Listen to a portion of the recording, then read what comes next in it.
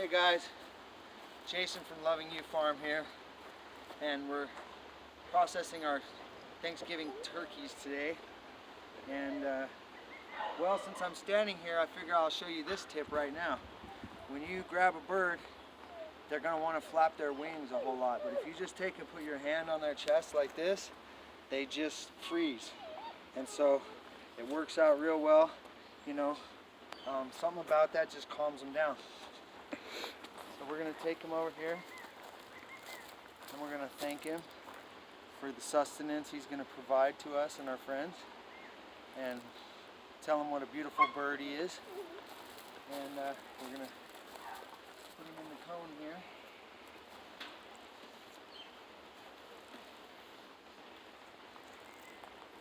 And since there's a lot of sick people out there in the world, we're not going to show the rest of this. The turkey has now peacefully been dispatched, and I'm going to give you a little tour of how we scald and pluck our turkeys. Basically, we have a propane burner and a really large pot that we found at a thrift store for $8 or $10. And we heat this water up to 150 degrees or less, but right around there is perfect. And next we'll show you how we do the turkey. Okay everybody, here we are. We got this beautiful turkey that we raised, and we're going to go through the process of plucking. Now we got our pot with 150 degree water, and we're just going to go ahead and put this bird in there. And what I like to do is bend their legs backwards so they're straight, and then just give them a little swish.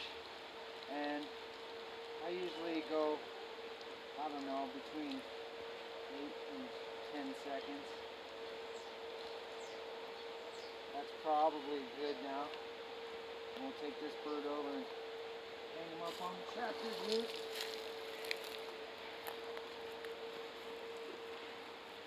And the first thing you're going to want to do is start with these wing feathers. They're always the hardest ones. You can't grab 2 or 3 at a time. One at a time, and they'll come out nice and easy. But they're definitely the hardest ones on the bird. So you want to always start with them. Also, the wing has the least amount of mass, so it's going to hold the heat the least amount of time. So, as you can see, I got to pull pretty hard on some of these. But we do this and we get the hard part over with first. Plus, if you wanted to save these because you have friends who are archers or decorators, those and the tail feathers are the prettiest feathers.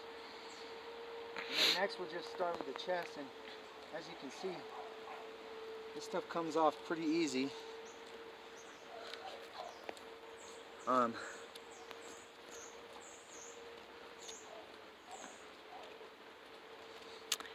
What is the benefit of wearing rubber gloves while doing this? You have more grip on the feathers. Honestly, that's really what it's all about. We live on a farm. We're not super worried about dirt and bacteria. We're in it all the time. I just get way better grip on the feathers.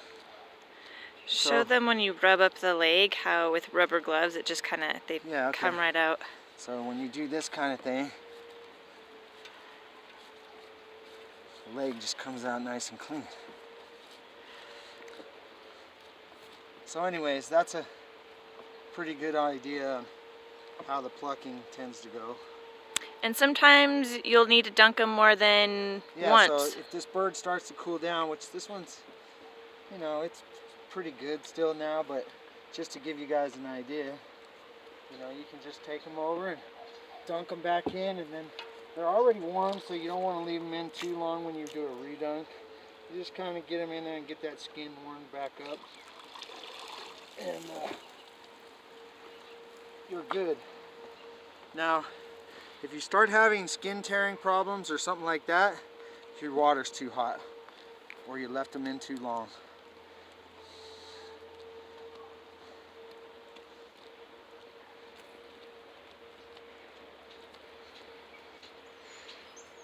So anyway, I'm gonna finish this up and then we'll get back to you guys with the bird on the table, and we'll go through the process of cleaning them out and getting them ready to bag up. Go. Okay, so here we are. We got the bird almost completely plucked. There's a few quills here and there, and as we go along we tend to pick them off right before we bag it and things like that. So I'm going to start here. Now, I'm not a professional butcher. This may not be the perfect way to do it, but this is how I do it and it works for me. And so here we go. We're going to start by taking the feet off, and basically what you want to do is you can kind of see what resembles the end of a chicken leg like you see in the grocery store, those two little knots there. You're going to go just past those and give a little incision, and you'll see the joint start to break. Now there's some tendons in there. Cut that tendon and this thing will open right up, and then you're just gonna, there's a foot. We're gonna do it again. Okay. And then you're gonna want to stretch that tendon out because this is hard. You pull that tendon and then it'll cut right through. Set those aside because dogs love those feet as a treat. So don't throw away the chicken or turkey feet. So next I'm going to spin this bird around and I'm going to take the head off. Now I like to take it off as far up as I can because my dogs like the turkey necks. So a lot of times when you're going through a spine, cut as far as you can till you hit the bone and then torque it, and that'll spread the joint apart and you can get through with the knife. Those are the dogs we're talking about. Yes, Leroy and Lola. I'm sure you can guess which is which. Anyway, so next you can cut it this way down the neck, or you can put the knife up inside the skin and cut it. I usually just go like this and split the neck open. Now the reason we didn't pluck all this is because this is all going to get thrown away, so there's no point in taking the time to do that.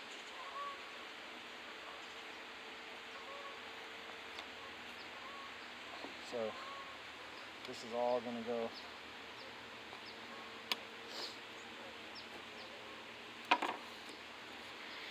all right.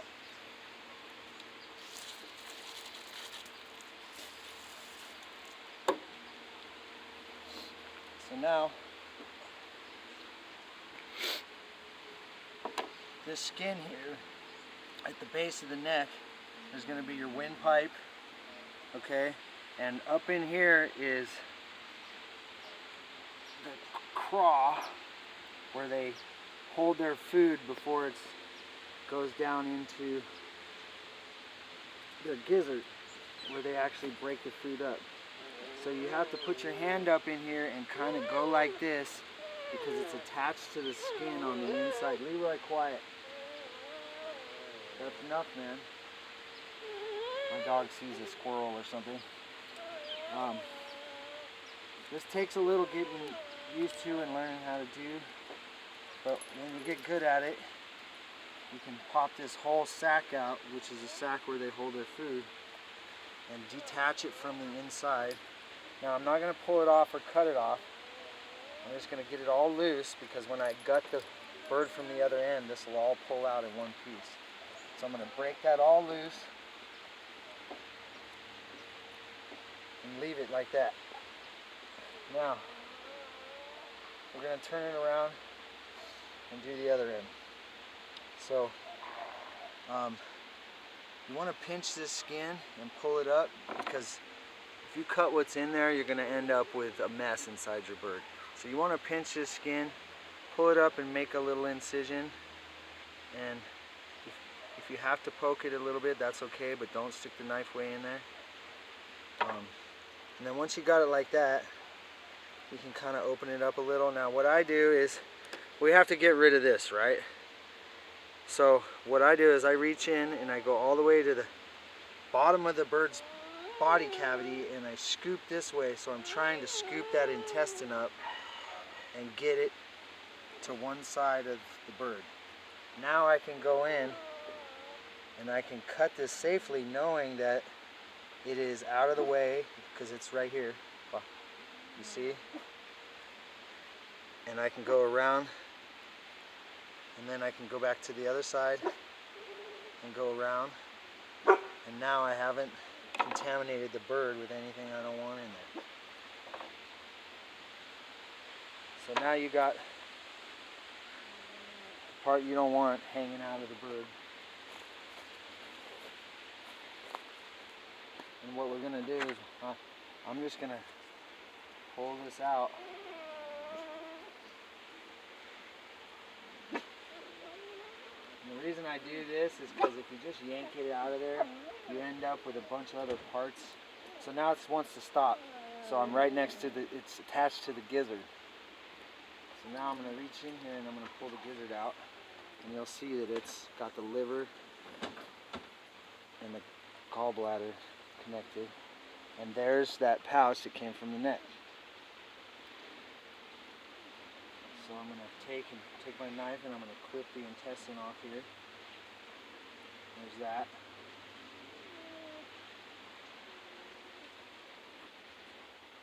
Now you got the gallbladder here, and you don't want to rupture that. It's really fluorescent bright green fluid in there. So you want to pinch it off at the base where it connects to the liver, and then go ahead and take some of the liver out with it, just because it's safer.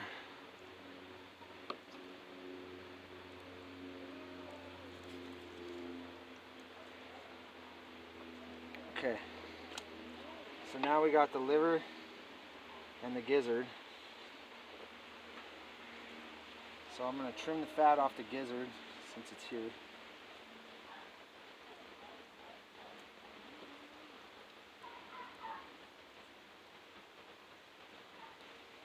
Now I'm going to split this gizzard open, and you'll see that there's rocks inside of this thing. And that's the chicken's teeth. That's what they use to chew.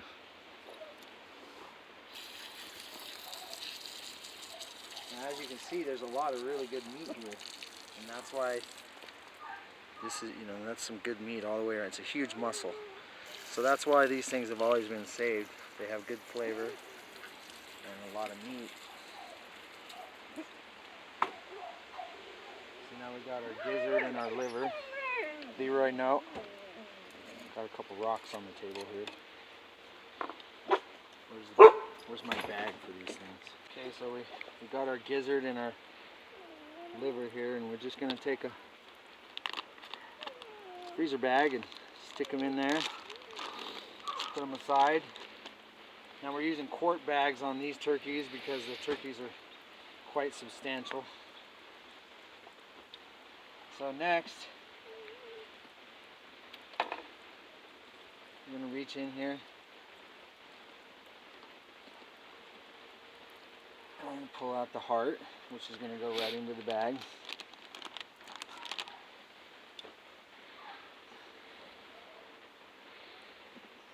And then the rest is going to be lungs, which look like this. So when you look up in your bird and you want to know what that is, that's the lung. There's the other one. And so that's pretty much everything out of the bird except for just some loose material, or I don't know what to call it, but it's up in there, and you can just kind of pull this stuff all out. And you'll know when it looks good because it'll look like the inside of a bird at the store.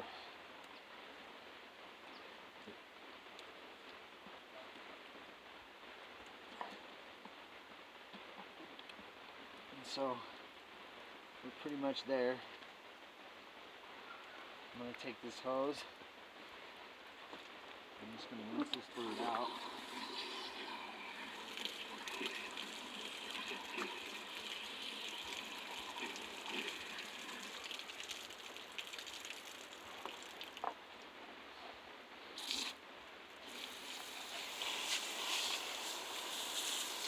And I suggest, if you're doing these things, always do them early in the morning or in the winter. Otherwise you're going to have wasps and flies all over everything, and it's just not pleasurable to do, and it's not sanitary. It's just no good. So we always do it early in the morning or in the winter, which isn't always the most pleasant thing, but it keeps the flies away. Alright, so now I'm going to take this bird and I'm going to flip it over onto its chest, and I'm going to show you how I cut the neck off. A little bit of stuff here I'm going to show you in the meantime. So the way I do it is I push this skin back like this, and I place my knife in this crack here, and then cut all the way over, as far up in there as I can get, and then over.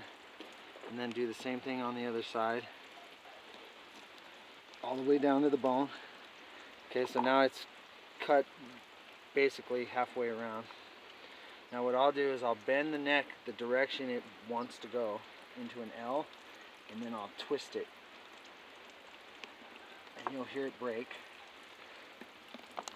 I don't know if you can hear it on camera, but then I'm going to flip the bird back over. I'm going to cut the other side. Oh look, there's a piece of the windpipe still in there. Now I'm going to cut the other side. And so now you should have a beautiful turkey neck to make your gravy with. I'm going to put that in the bag. And if you don't like using the gizzards or neck for gravy, and you happen to have a pooch, like these two here, they love it. Give it to them. Feed it to them. And don't worry that it has bones in it. They're raw neck bones. They're not going to hurt your dog. Those dogs right there eat bones all the time. They're just always raw. They eat pig bones, lamb bones, you name it.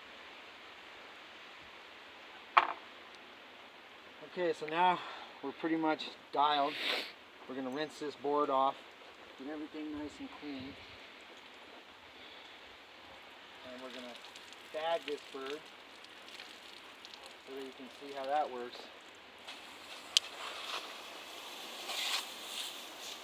Give it a once over. Make sure you don't have any additional quills or tiny little feathers or anything on there. This bird has a few still left, so we'll go through and pick these excess little few quills. We use almost all this stuff for ourselves and our friends, so we're not as fussy as some people. We know that these little tiny quills, when you cook this bird, will actually just dissolve. So we get them presentable, and then that's good. Hey everybody, we're back. We got this gorgeous bird here, and I'm going to show you how I bag these up, and I guess you'd call these shrink bags. I'm not really sure, but we order them online. Turkey bags, I think, is what we look up. And they come in all different sizes. So basically I get where the head of the turkey would be away from me, and I get the bag tucked under the wings and its back, and kind of just pull the bag up over, shimmy it on around like a pair of tight pants or something, and then I just stand it up on end and lift, and now I got beautiful turkey in the bag. Now, when you shrink wrap this bag, your inclination is to want to twist it shut and then stick it in the hot water. When you do that, it won't shrink because there's air trapped inside. what we're going to do is we're going to just gather this bag. And we're going to, some of these bags are heavier duty than others depending on what brand you get. So always support this turkey, especially when you pull it out of the hot water, because the bags are soft, they're hot. And I'm going to go over here and I'm just going to dunk it. You can just stay there. I'm going to just dunk it in the hot water. I'm going like that. And this bag, and when I pull it out, you'll see. Now, you don't want to put the end of the bag in there and get water in it, obviously. So now, if I pull this out, this turkey's going to fall out the bottom. I've already learned this lesson, so that's why I'm sharing it with you. But if I support it, everything turns out great. So now this doesn't look quite as shrunk as I'd like, so I'm going to take it back and do it again. My water may not be quite hot enough. It's been turned off all this time. Okay, now we're in better shape. Okay, now I'm going to twist the top of that bag, lay it down, and I have these here hog rings with hog ring pliers. You can get these online, or you can get them at your local sporting hunting type shop.